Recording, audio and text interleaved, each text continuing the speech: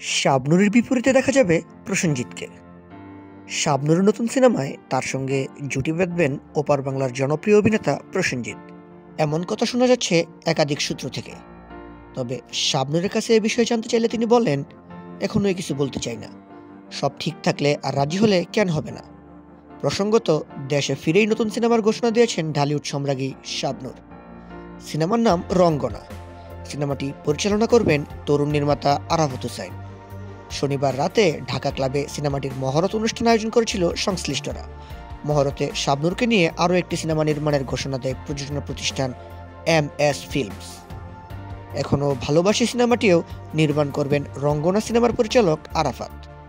মহরতে শাবনূর বলেন, এই সিনেমার জন্য আমার দেশে আসা। অস্ট্রেলিয়া থাকাকালীন এই সিনেমার সঙ্গে যুক্ত হয়েছি। সিনেমার গল্প এবং গানগুলো আমাকে এতটা মুগ্ধ করেছে যে মন চায় এখন ওই সিনেমার কাজ শুরু করি।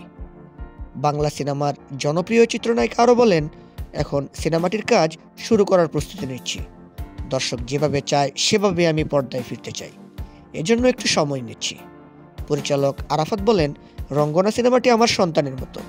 সিনেমাটি দেশ, দশ এবং মানুষের হৃদয় রক্তক্ষরণের কথা বলবে। এই সিনেমা আপনাদের হতাশ করবে না ইনশাআল্লাহ। তিনি আরও বলেন, কিছু লোক বাংলাদেশের সিনেমাপ্রেমী ও আমার প্রযোজককে নানা রকম মিথ্যাচারে কনফিউজড করে তুলেছে। তাদের এসব আচরণ আমাকে দিন দিন আরও সাহসী করে তুলেছে। রঙ্গনা প্রযোজনা করেছেন মৌসুমী আক্তার মিথিলা। মিথিলা বলেন, আমার বিশ্বাস রঙ্গনা বাংলা সিনেমার দৃষ্টান্ত হয়ে থাকবে।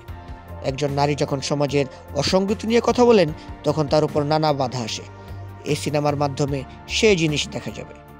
রঙ্গনার প্রযোজক আরও জানান, বাংলাদেশ ও ভারতে সিনেমার শুটিং হবে। সিনেমার বিভিন্ন চরিত্রে অভিনয় করবেন জনপ্রিয় অভিনেতা ফজলুর রহমান বাবু, বরদা মিঠু, গুলাম কিবরিয়া তানভীর সহ আরও অনেকেই। সো ভিউয়ার্স, আপনারা কি দেখতে চান শাবনূর এবং প্রসেনজিৎকে একসাথে? তাহলে অবশ্যই কমেন্ট করে জানান। ধন্যবাদ।